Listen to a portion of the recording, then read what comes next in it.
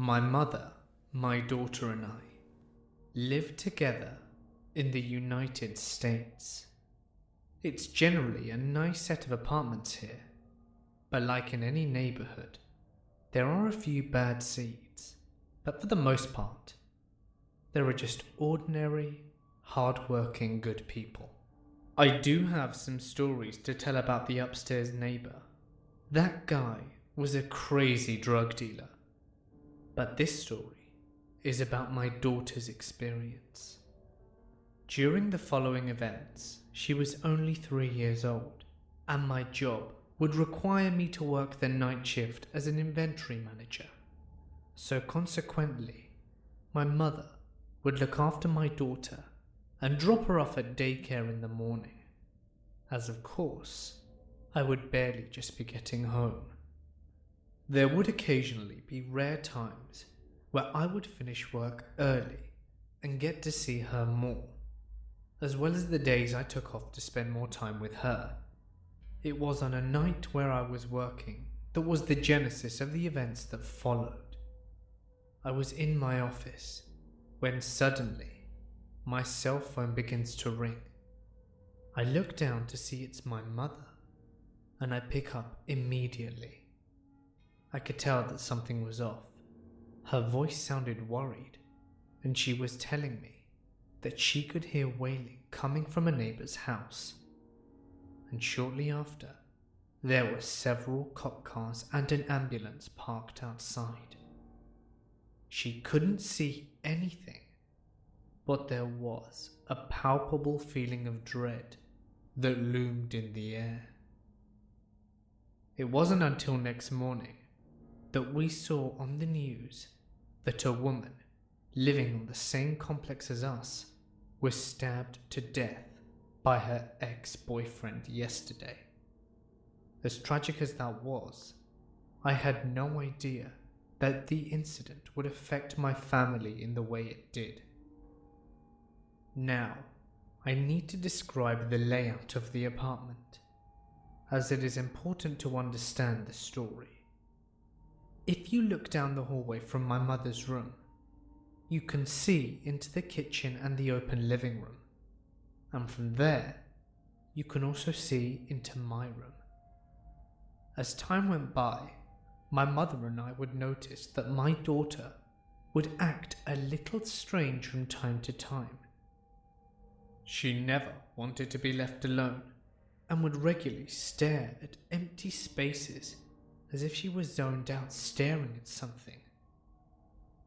Not only that, she seemed to get scared for no apparent reason.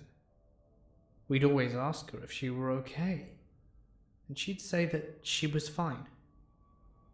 I was off from work one day a few weeks later, and after playing some games with my daughter, I noticed that she looked pretty tired. So I put on a movie for her in my mother's room as I washed the dishes to lull her into a nap. I went down the hallway into the kitchen to start washing the dishes, and after a few minutes, I see her walking down the hallway. I thought she was going to ask for a snack, but she passed me with her head tilted, as if she were following something into the living room, then into our room. Perplexed, I stopped what I was doing and I walked out of the kitchen into the living room. I called her name softly, but she didn't respond, and stood for a few moments in the front of our room, staring intently at the emptiness. I was getting a little bit concerned. It was almost as if she were in a trance of some kind, when then suddenly she turns back and crawled to me so that I could pick her up. I asked her what was wrong and what she was looking at, but she just stared back at me with a scared look on her face, staring into the empty abyss of the room. I was bewildered, and after I calmed her down and put her to bed, I told my mother about the incident. A few weeks passed, and it was a night that I would have to work. So before I left, I prepared some dinner and snacks for her, as well as set up a movie in the living room for the evening. As I was doing this, she was in her playpen. I had a little time to spare before I left work and was a little tired, so I sat on the sofa and put a blanket on me to relax for a few minutes before I left. I was just at the point of nodding off when I heard her footsteps from behind me as she called out to me. "Mummy?" I replied whilst keeping my eyes closed. "Go away," she said in a very soft but serious tone. I was confused. I opened my eyes to see her facing away with her back towards me. "Go away," she repeated herself. I was half asleep and confused. It was as if she was talking to nothing. But before I could fully comprehend the situation, she hurried over under the covers with me on the couch. I held her tightly until we fell asleep in each other's embrace. Next night at work, I mulled over everything. I was getting concerned and putting together the events that had transpired when I got hit by a strong urge to call my mother. I can't describe it, but I picked up the phone and asked her to burn some sage in her room before she went to bed.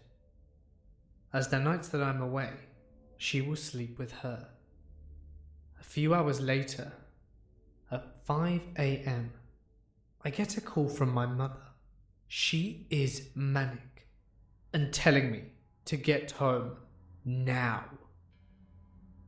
I rush home and see her and my daughter crying outside. I ask them what's going on, and my mother tells me that she is not stepping foot into the house until it's cleansed. She tells me that she forgot to burn the sage, and that night she had a dream that she was walking down the hallway to the kitchen and realized she had no idea why she was going there in the first place. So she turned around to go back to her room, but there was something keeping her from opening the door. She wasn't sure what it was, but it filled her with pure dread and felt her stomach drop as she remembered that my daughter was still in the room. It was at that very moment she woke up because my daughter was screaming bloody murder.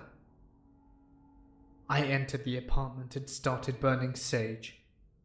I stated out loud, "I think I know who you are, and I'm sorry about your death, but my daughter is only 3 years old and you are scaring her. Please, stop. You need to move on." After that, my daughter never acted strange again. I'm convinced that the poor woman who was murdered was clinging onto this world. But I'm not sure why she fixated on my daughter. I hope she found her peace.